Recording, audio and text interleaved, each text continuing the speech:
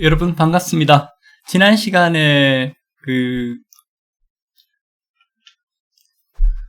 화장품 교재 내용에 대해서 간단하게 말씀드렸죠. 1장부터 5장까지 우리가 공부를 할 예정이고요. 아마 우리가 인트로덕션이기 때문에 소개 차원이기 때문에 3장까지 굉장히 자세하게 공부를 하고 4장, 5장에 대해서는 실제로 이런 레올로지 시스템이 어떻게 적용되는지에 대해서 이제 실무적으로 활용하는 방식에 대해서 이제 살펴볼 예정입니다.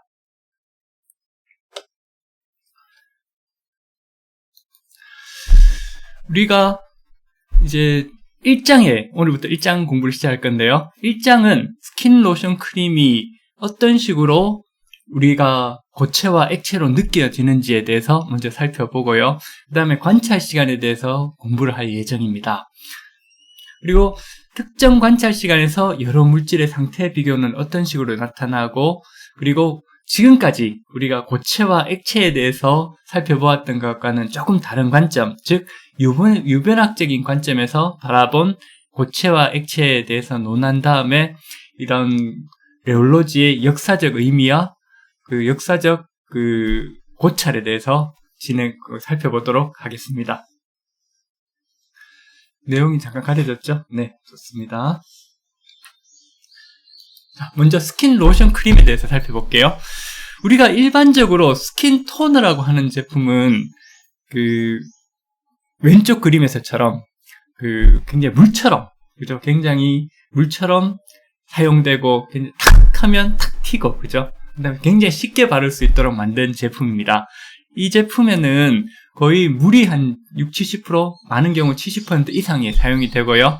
그다음에 보습제 성분들이 사용이 되고 계면활성제와 약간의 향이 사용됩니다. 그리고 청량감을 부여하기 위해서 에탄올 같은 것도 사용이 되죠. 근데 우리는 레올로지 관점에서 본다면 이런 제품에 어떤 물질이 사용됐나도 중요하지만 우선은 이 스킨이 나타내는 성상, 즉 물처럼 잘 흐른다는 거, 이 특징에 대해서 살펴보면 되겠습니다. 그리고 크림은 우리가 잘 알다시피 오른쪽에 보는 것처럼 크림을 손에다 탁 뜨면 이런 식으로 그대로 남아있게 됩니다. 그죠? 스킨 같은 경우는 손에 하면 쭉 흘러내리는데 크림은 이렇게 손등에 이렇게 놓으면 이렇게 원래의 모양, 뜬 모양대로 유지를 하게 되죠. 흐르거나 그렇지 않고, 그죠? 그런데 로션은 어떻습니까? 로션은 크림처럼 백탁을 나타내지만 크림은 이렇게 형상을 유지하고 있지만 로션은 바르면 쭉 약간 흘러내리죠. 즉 로션은 스킨과 크림의 중간의 형태를 띠고 있다고 생각하시면 됩니다. 그래서 제가 95년도였죠. 처음 95년 1월 1일자로 LG생활건강 화장품 연구소에 입사를 했었는데요. 거기서 제가 레올로지 연구를 하면서 주위에 있는 연구원들한테 한번 물어봤습니다. 과연 스킨과 로션과 크림은 액체일까 고체일까에 대한 질문을 던졌습니다. 그 내용은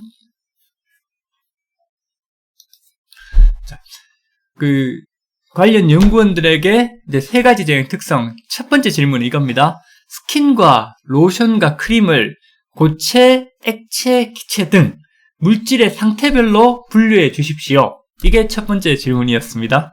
즉, 그죠? 스킨은 액체일까 고체일까? 로션은 액체일까 고체일까? 크림은 액체일까 고체일까? 이게 질문이었죠. 두 번째 질문은 뭐였냐면, 만약에 스킨은 액체다, 로션은 액체다, 크림은 고체라고 답한 경우에 왜 그렇게 답했는지에 대한 이유를 간단히 설명해 달라는 게 두 번째 질문이었습니다. 그래서 제가 이제 주위 연구원들한테 이렇게 묻고 난 다음에 결과를 취합을 했었는데요. 그죠? 열이면 열 다 뭐냐면 스킨은 액체였어요. 스킨은 모두 다 액체라고 하고 로션도 액체라고 하고요. 그 다음에 크림은 고체라고 말했습니다. 즉 스킨과 로션은 흐르니까 액체, 그 다음에 크림은 흐르지 않으니까 고체. 얼추 우리가 지금까지 생각했었던 고체와 액체의 정의에 부합을 하는 거죠. 그죠? 액체는 흐르고 고체는 흐르지 않으니까. 그죠? 그렇기 때문에 고체와 액체의 구분은 흐름성의 유무, 즉 흐를 경우에는 액체, 스킨과 로션은 흐르니까 액체고, 흐름성이 없다, 흐르지 않을 경우는 고체, 즉 크림은 이렇게 앞에 그림에서 봤다시피 이렇게 부으면, 이렇게 떠서 손바닥에 넣으면 그 형체가 흐르지 않고 그대로 유지되기 때문에 고체. 이런 식의 그 대답을 얻을 수 있었습니다. 그래서 이 내용을, 그죠?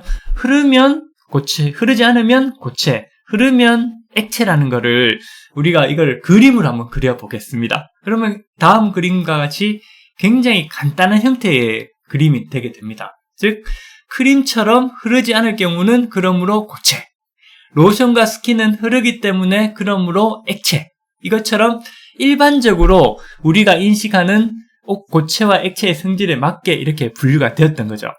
아마 여러분들도 레올로지 공부를 본격적으로 하기 전에는 이런 식으로 고체와 액체를 그 흐름성의 유무대로 나눌 거라고 생각합니다. 자, 그런데 우리가 다음의 예에서처럼 고체와 액체로 이야기하기가 조금 애매한 경우가 생깁니다. 한번 예를 볼까요? 프랑스에 있는 샤르트르 성당에는 큰 창유리가 있답니다. 그래서 이 유명한 성당은 이게 한 600년 전에 만들어졌다고 하는데요. 그죠? 그러면 거기에 있는 모든 건물 내에 있는 것들 중에 특히 유리는 그때 다 만들었겠죠. 그죠? 유리도 만들었을 거고, 그죠? 그럼 처음에는 유리를 큰 창에 둔다고 생각하면 윗면이나 아랫면이나 두께가 일정했겠죠. 그죠? 그래서 처음에 600년 전에 샤르트르 성당의 유리는 이렇게 일정하게 동일한 두께, 위의 두께나 아래의 두께나 같았을 거예요. 그런데 이게 현재 유리를 살펴보니까 유리판의 위쪽은 굉장히 얇아지고요. 아래쪽은 이렇게 두꺼워졌답니다. 즉, 이 말은 뭐냐면 600년이란 시간이 지나면서 중력이 계속 있기 때문에 유리가 위에는 얇아지고 위에 부분이 아래 부분으로 이렇게 흐르게 된 거죠. 그죠? 자, 그러면 우리가 현실적으로 이렇게 유리를 바라본다거나 보면 유리가 이렇게 변하는 걸 알아챌 수는 없잖아요. 늘 유리는 항상 일정하게 고체로 생각되는데 이게 600년이라는 시간이 지나고서 살펴보니까 위에는 얇아지고 아래는 두꺼워져서 이렇게 유리가 흘렀다는 사실을 알 수 있게 된 겁니다. 그죠? 그러니까 600년이라는 시간이 흐르고 난 후에야 유리가 위에서부터 아래로 이렇게 흘렀다는 것을 알 수가 있었는데, 자, 그러면 앞에서 우리가 크림은 흐르지 않기 때문에 고체고, 그죠? 로션과 스킨은 흘렀기 때문에 액체고, 이런 식으로 고체와 액체를 흐른다, 흐르지 않는다는 관점에서 분류를 했을 경우에, 그러면 유리는 현실적으로 관찰할 때는 흐르지 않기 때문에 고체인데 600년 동안 이렇게 관찰했을 경우에는 흘렀잖아요. 그러면 유리도 과연 액체라고 할 수 있을까요? 자, 이제 이 관점에서 짧은 시간 관찰할 때는 유리는 고체로 보이는데 600년이라는 시간을 살펴볼 경우에는 이게 액체로서 흐름성을 갖는 현상이 나타났죠. 이걸 조금 더 과학적으로 살펴보기 위해서 지금부터 다음으로 넘어가서 이제 관찰 시간, experimental time이라고 그래서 어떤 사물이 일어나는 그 현상을 쭉 관찰하는 데 걸린 시간에 따라서 어떤 식의 현상이 나타나는지에 대해서 살펴보도록 하겠습니다. 첫 번째 예가 유리였죠. 600년 전에는 일정했었는데 600년이 지나고 보니까 이렇게 흘렀죠. 그죠? 또 다른 예를 살펴볼게요. 우리가 어떤 꽃을 볼 수가 있잖아요. TV나 어떤 광고에서 보면 꽃이 활짝 피는 장면을 우리가 볼 수 있습니다. 그죠? 그런데 이런 꽃이 피는 거는 실제로는 그 꽃이 피기 전부터 앞에 카메라를 설치해주죠. 카메라를 설치해서 이 꽃이 한 수개월 또는 며칠간 피는 장면을 계속 촬영을 합니다. 그죠?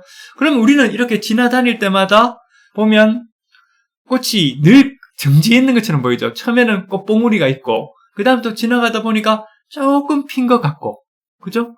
그러다가 또 며칠 지나서 가보면 꽃이 활짝 피고, 늘 우리가 보는 순간순간에는 꽃은 항상 정지해 있는 것처럼 보여요. 움직이지 않는 걸로. 그런데 이게 꽃이 처음부터 끝까지 피는 장면을 촬영을 해가지고요. 촬영을 해가지고 이거를 한 10초나 30초 정도 이렇게 빨리 돌려서 보면 꽃이 이렇게 활짝 피는 장면을 볼 수가 있겠죠. 그죠? 제가 직접 찍은 건 아니고요. 인터넷에서 블로그가 있었는데 제가 검색을 해서 한번 찾은 건데요. 하루 동안에 피는 꽃 장면을 한번 살펴보도록 하겠습니다. 자,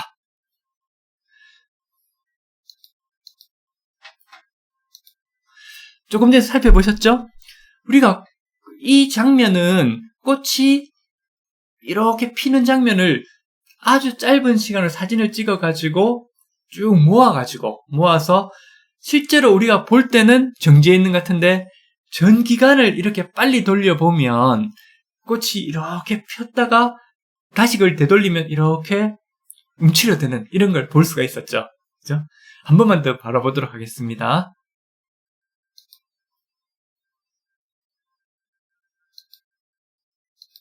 그죠? 자, 그러면 우리가 방금 화면을 살펴볼 때처럼 꽃이 피는 시간이 예를 들어서 24시간이라고 생각합시다. 24시간 이렇게 꽃이 실제로 이렇게 피는 시간은 24시간이라고 하면 그러면 우리가 방금 본 거는 5초 정도도 안 돼요. 3초 정도였잖아요. 그래서 24시간 동안 관찰한 또는 일정한 시간 동안 찍은 그 화면을 수초 동안 바라볼 수 있다면 꽃이 피는 장면을 볼 수가 있죠. 흐르는 걸 볼 수 있잖아요. 그런데 순간순간 꽃을 바라볼 때는 늘 꽃은 피거나 이런 피는 모습을 보이지 않고 늘 머물러 정지해 있는 것처럼 보이게 되죠. 그죠?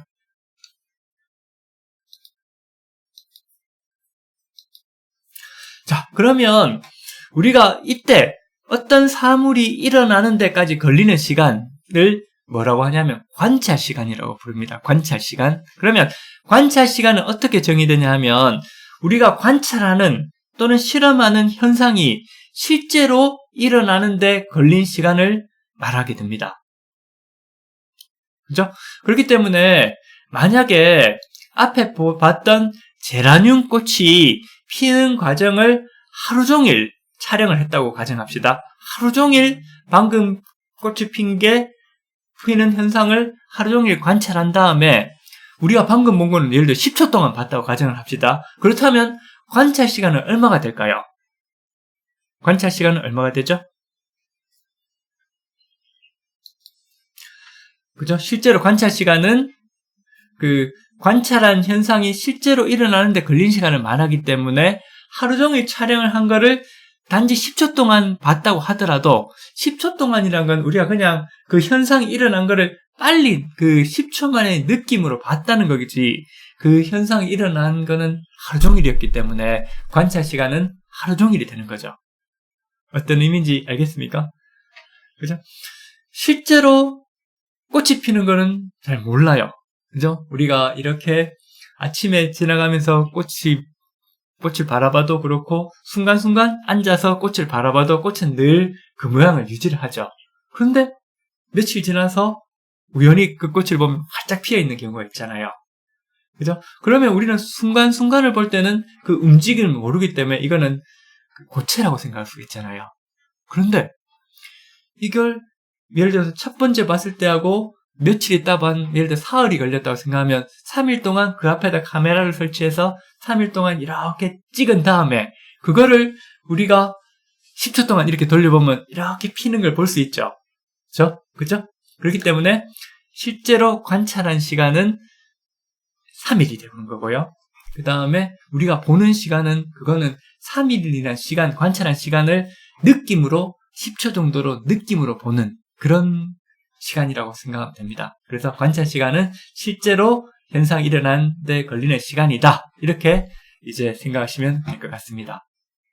자, 그러면 우리 앞에서 샤르트르 성당을 순간순간 유리는 정지되어 있는 것처럼 흐르지 않는 것처럼 보이지만 600년 동안 이걸 촬영을 해서 그 촬영한 걸 우리가 한 10초 동안 이렇게 본다고 하면 이런 식으로 흐르는 거를 바로 인식을 할 수 있겠죠. 그렇다면 앞에서 봤었던 샤르트르 성당에서 관찰 시간은 과연 얼마가 될까에 대해서 생각을 해봅시다, 여러분. 자, 마찬가지로 앞에서 예로 든 샤르트르 성당의 유리판을 600년간 찍은 필름을 있다고 생각해 봅시다. 이거를 10초 정도 순간적으로 재생해서 본다면, 즉 몇 초 정도의 느낌으로 600년이라는 기간을 관찰할 수 있다면 유리판 윗부분의 유리가 아랫부분으로 이런 식으로 액체처럼 흐르는 현상을 아마 볼 수가 있을 거예요. 그죠? 그렇다면 이때 관찰 시간은 실질적으로 그 현상을 살펴보는데 걸린 시간을 말한다고 했기 때문에 관찰 시간은 600년이 되는 거죠. 600년간 관찰한 필름을 단 몇 초 만에 재생하는 경우에도 관찰 시간은 몇 초가 아니라 600년이 된다는 점에 우리는 주의를 해야 됩니다. 그렇죠? 자, 그렇다면 우리가 이렇게 보면 꽃을 볼 때도요. 꽃을 볼 때도 몇 초만 이렇게 바라볼 때는 늘 정지해 있어요. 움직이지 않고. 그렇지만 오랜 시간, 며칠, 하루 종일 또는 사흘을 관찰해가지고 살펴보면 그러면 꽃이 이렇게 피는, 움직이는 현상을 볼 수가 있잖아요. 그렇죠? 샤르트르 성당에서 그 외에도 유리는 우리가 5분을 바라보든 10분을 바라보든 유리는 늘 흐르지 않고 그대로 있잖아요. 그런데 600년이라는 시간 길게 관찰하면 유리도 이런 식으로 흐르는 것을 우리가 관찰할 수가 있었잖아요. 그렇죠? 그렇다면 우리가 관찰 시간이 짧아질수록 흐름을, 움직임을 파악을 할 수 없게 되는 거고, 반대로 관찰 시간이 아주 길어진다면 어떤 물질의 움직임, 즉 흐름을 볼 수 있다는 생각을 할 수가 있죠. 그죠? 그래서 우리가 지금까지 두 가지 예를 들었지만, 그죠? 꽃이 피는 것과 그 유리가 흐르는 것, 샤르트르 성당 유리를 예로 들었었지만, 요거를 조금 이제 보편화한다면 다음과 같은 잠정적인 논지를 설계할 수가 있습니다. 자, 뭐냐면 관찰 시간이 짧아질수록 고체의 특성이 많이 나타나. 고체의 특성은 흐르지 않는 거잖아요. 그러니까 가만히 있는 거를 특성이 많이 나타나게 되고, 반대로 관찰 시간이 길어질수록 액체의 특성이 많이 나타나게 되는 거죠. 즉 흐르거나 움직이는 걸 볼 수가 있잖아요. 그죠? 그래서 우리가 관찰 시간에 따른 일반적으로 물성이 변화되는 형태를 다음과 같이 볼 수가 있어요.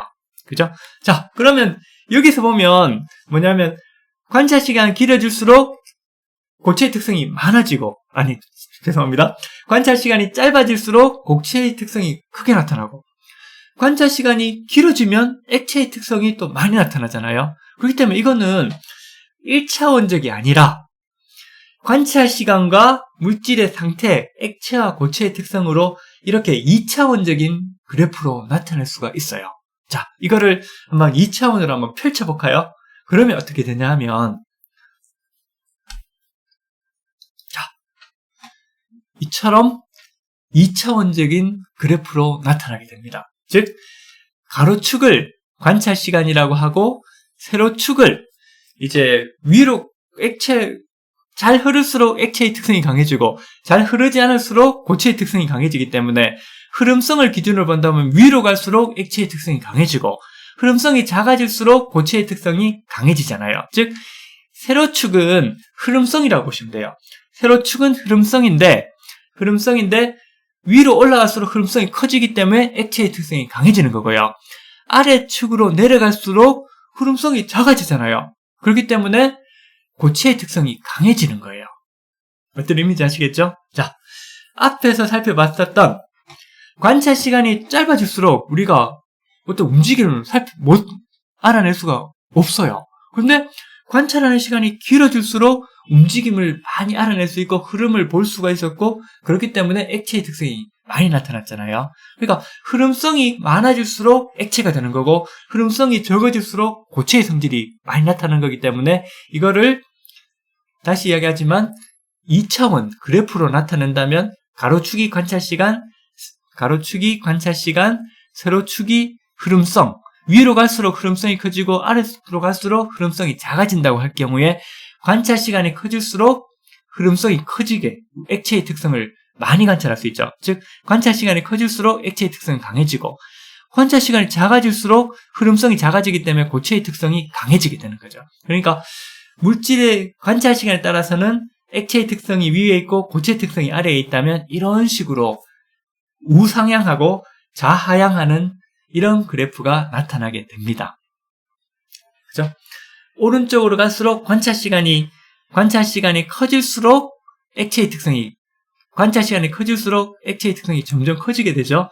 관찰시간이 작아질수록 고체의 특성이 점점 강해지죠. 즉 아래로 갈수록 흐름성이 작아지고 위로 갈수록 흐름성이 강해지기 때문에 이와 같은 관찰시간에 따른 흐름성, 즉 고체의 특성과 액체의 특성이 어떤 식으로 변화가 되는지를 하나의 2차원 그래프로 나타낼 수가 있게 됩니다.